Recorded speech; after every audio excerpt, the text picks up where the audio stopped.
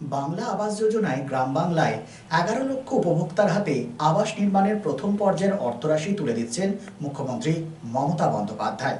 এই প্রসঙ্গে আমাদের প্রতিনিধি কথা বলেন বারাবণী পঞ্চায়েত সমিতির সভাপতি অসিত সিংহের সাথে। তিনি জানান, বারাবণী পঞ্চায়েত সমিতির অন্তর্গত এলাকায় মোট ৭২৮ জন মানুষ উপকৃত হবেন বাংলা আবাস যোজনার। কি বলেছেন তিনি, শুনব। তো সবচেয়ে গুরুত্বপূর্ণ বিষয় হলো পশ্চিমবাংলার মুখ্যমন্ত্রী মাননীয় মমতা ব্যানার্জির যে স্বপ্নের একটা প্রকল্প, কেন্দ্রের আর্থিক সহযোগিতা ছাড়াও তিনি কথা দিয়েছিলেন যে গ্রাম বাংলায় গ্রামীণ অর্থনীতি বিকাশের জন্য তিনি আবাস যোজনায়, বাংলা আবাস যোজনায় সংশ্লিষ্ট ব্যক্তিদের উপভোক্তার হাতে তিনি বাড়ি তৈরি করে দেবেন। বারাবণী ব্লকের যে স্ট্যাটাসটা, পরিসংখ্যানটা রয়েছে, আমরা কথা বলবো বারাবণী পঞ্চায়েত সমিতির সভাপতি অসিত সিংহের সাথে। বলেছিলেন তিনি বাংলা আবাস যোজনায় প্রত্যেকের যাদের দরকার তাদেরকে বাড়ি দেবেন। আপনার বারাবণী যে পঞ্চায়েত সমিতি, সেই জায়গার স্ট্যাটাসটা দেখুন, দিদির প্রত্যেকটা যেটা বলে সেটা দিদি করে। লক্ষ্মীর ভান্ডার থেকে শুরু করে সবই দিদি যে প্রতিশ্রুতি দিয়েছে সবই হয়েছে। সেন্ট্রাল গভর্নমেন্ট আপনার ১০০ দিনের টাকা বন্ধ করে দিয়েছিল, কিন্তু পুরনো যে পাওনার ছিল তার ম্যাক্সিমাম টাকা কিন্তু আমাদের সরকার থেকে শোধ করেও দিয়েছে। এবং দিদি বলেছিল প্রায় ১১ লক্ষ মানুষকে এবারে ঘর দেওয়া হবে। তো আজ ৪টের সময় দিদি আনুষ্ঠানিকভাবে উদ্বোধন করবেন। তারপরে সবারই অ্যাকাউন্টে ঘরের টাকা ঢুকে যাবেন, 50% টাকা। আমাদের ব্লকে প্রায় ৭২৮টা মানুষ এই পরিষেবাটা পাবে। ৪টের পর থেকে এটা ঢুকবে, ৩১ তারিখ পর্যন্ত টাকাটা ঢুকবে। যে অ্যাকাউন্টগুলোতে টাকা ঢুকবে অসিতবাবু, সেই অ্যাকাউন্টগুলো কি থরলি চেক করা হয়েছে? ধরুন কারো যদি লোন অ্যাকাউন্ট থাকে, সেখানে যদি টাকাটা ঢুকে যায়, লোন না, কাল থেকে ওই অ্যাকাউন্টটা বিডিওর এসে ওটা চেক করছেন। বিডিও এবং স্টাফদের যাদেরকে দায়িত্ব দিয়েছেন তারা চেক করছে এবং নির্দিষ্টভাবেই টাকাটা ঢুকবে সকল অ্যাকাউন্টে। দরকার আছে এরকম কোন সংশ্লিষ্ট ব্যক্তি যার উপভোক্তা হওয়া উচিত বাদ পড়েছে কি মনে হচ্ছে? হ্যাঁ, বাদ অনেকেই আছে। দেখুন, দিদি চেষ্টা করছে সীমিত ক্ষমতার মধ্যে মানুষকে পরিষেবা দেওয়ার জন্য। এরা সেন্ট্রাল গভর্নমেন্ট পুরো ওয়েস্ট বেঙ্গল সরকারকে বঞ্চিত করে চলেছেন। আপনারা দেখেছেন ৩-৪ বছর থেকে বাংলা আবাস যোজনার টাকা বন্ধ, আপনার ১০০ দিনের কাজের টাকা বন্ধ, কোনো ডেভেলপমেন্টের টাকা ম্যাক্সিমাম বন্ধ করে দিচ্ছে। অর্থনৈতিক দিক দিয়ে পশ্চিমবঙ্গকে বঞ্চিত করছে। তাও মাননীয় মুখ্যমন্ত্রী নিজের যথাসাধ্য চেষ্টা তিনি চালিয়ে যাচ্ছেন। এবং বললাম তো, আমাদের ব্লক ৭২৮টা এই পরিষেবাটা পাচ্ছে। এবং নিশ্চয়ই আরও কিছু গরিব মানুষ আছে, নিশ্চয়ই পরবর্তীকালে দিদি চেষ্টা করবে তাদেরকে দেওয়ার জন্য। একটু রাজনীতির কথাতে আসি, কারণ আপনার সঙ্গে কথা বলে রাজনীতি আসবে না এটা তো হতে পারে না। কাথি সমবায় নির্বাচনে তৃণমূল কংগ্রেস প্রথমবারের জন্য একটা অস্বাভাবিক জয় পেল। গোটা রাজ্যে বিরোধীদের লড়াই, আন্দোলনটা কোথাও না কোথাও যেন একটা জায়গাতে ব্লক হয়ে গিয়েছে।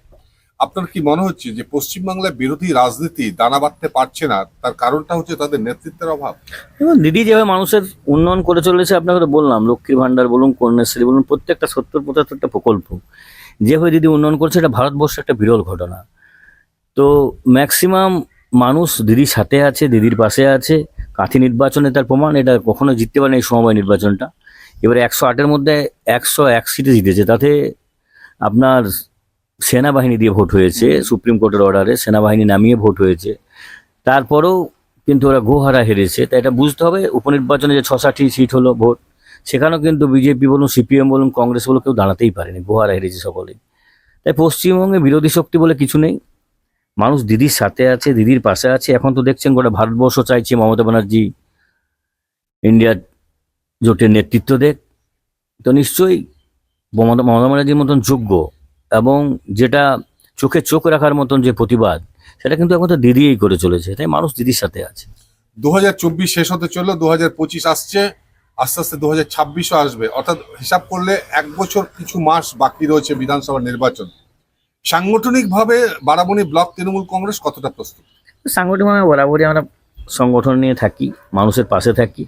বারাবণী সবসময় তৈরি আছে। যখন ইলেকশন হয় বারাবণী ব্লকের কোনো অসুবিধা নেই। লাস্ট একটা আপনাকে জিজ্ঞাসা করব যে এই সময়টা পিকনিকের সময়, অনেকেই নদীতে স্নান করতে যায় এবং স্নান করা, বিশেষ করে ইয়ং জেনারেশনের একটা ট্রেন্ড থাকে নদীতে স্নান করব। এই নদীতে স্নান করতে গিয়ে অনেক সময় দুর্ঘটনাও ঘটে। আপনি ইয়ং জেনারেশনের প্রতি আনন্দ করুক, কিন্তু নদীতে স্নান করার সময় একটু কেয়ার হোক, এই কথাগুলো আমাদের ইংলিশ নববর্ষ আসছে, 1 জানুয়ারি আসছে, তার আগাম শুভেচ্ছা জানাই আমাদের প্রতিষ্ঠা দিবসের দিনে। এবং এই সময়টা ঠিকই বলছেন, পিকনিকের টাইম, অনেকেই নদীর জলে দোলে যায়। তা নিশ্চয়ই তাদের একটু সচেতন থাকা দরকার, তাদের সাবধানভাবে এই পিকনিকগুলো করে। এখানে ড্যাম্পে অনেকে যায়, মন্দিরে, এসের ড্যাম বলুন, আমাদের পাঞ্চেত বলুন, মাইথন বলুন, জলাধারে যায়। সকলকে একটু সংযত থাকতে হবে। The দেশের বিশিষ্ট সামাজিক আঙ্গিকের শিল্পপতি অর্জুন দেশপান্ডে এক যুগান্তকারী পরিবর্তন এনেছেন দেশের ঔষধ শিল্পে এবং বিপণন ব্যবস্থায়। স্থাপন করেছেন জেনেরিক আধার। একদম স্বল্প মূল্যে গুণগত মান সম্পন্ন মানুষের কাছে পৌঁছে দেবার জেনেরিক আধারের এই প্রয়াসকে স্বীকৃতি দিয়েছেন দেশের অন্যতম এক চির সবুজ শিল্পগোষ্ঠী টাটা শিল্পগোষ্ঠীর কর্ণধার রতন টাটা। এবং এই স্বীকৃতি স্বরূপ তিনি উদ্বোধন করেছেন জেনেরিক সংস্থার দপ্তর থেকে শুরু করে সংস্থার প্রতিটি স্তরকে।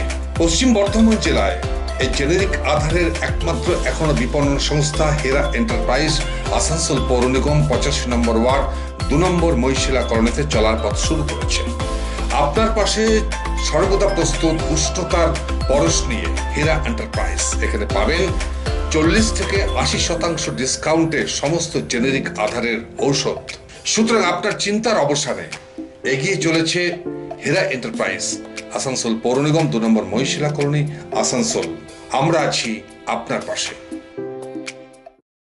Furniture world, one step solution at নর্দিন road, opposite Shani Mandir, GT road, Asansol.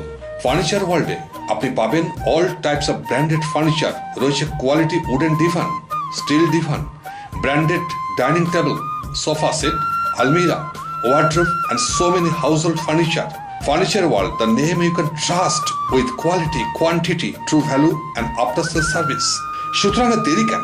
আপনার মনের মতো জিনিসটি নিতে আজই আসুন শহর আসানসোলের বৃহত্তম শোরুম 12,000 স্কোয়ার ফিটের ফার্নিচার ওয়ার্ল্ডে। Furniture world, GT road, opposite Shani Mandir, নর্দিন রোড, আসানসোল।